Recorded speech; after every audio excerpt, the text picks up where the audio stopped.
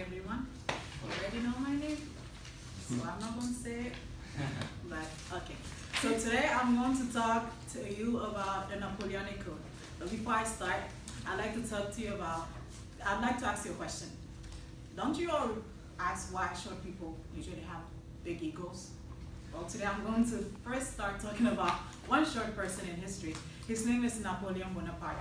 He used to be a military man in the French military, and after the French Revolutionary War, he became the Emperor of France. And during his reign, he introduced codes like the Napoleonic Code. And this is the guy. This is him. So in the 19th century, he conquered most of Europe.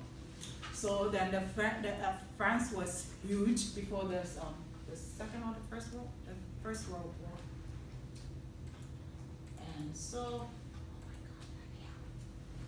so why the codes? So the Napoleonic Code, he introduced them so post-revolutionary, after the war.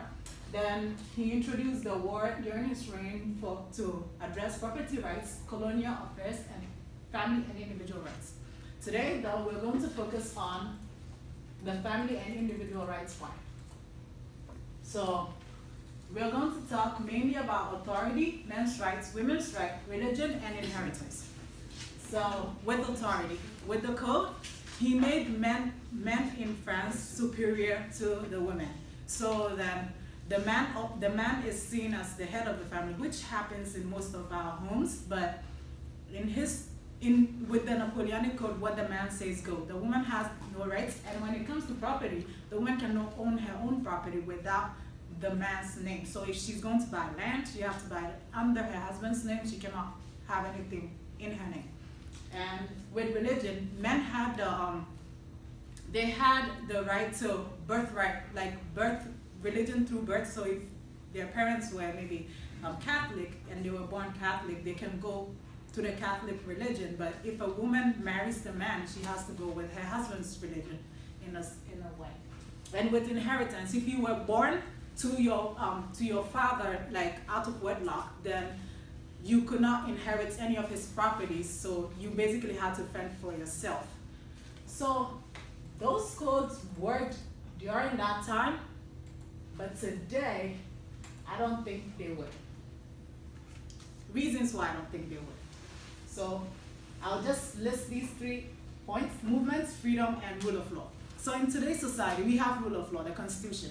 No one is above the law, and everybody basically have to be below the law, basically. So with the movements that's going on, such as the feminist movement, which is addressing patriarchy and stuff like that, if the Napoleonic Code were to be introduced today, it's not going to work because people are becoming more aware of the negative impact that patriarchy and things such have on our communities.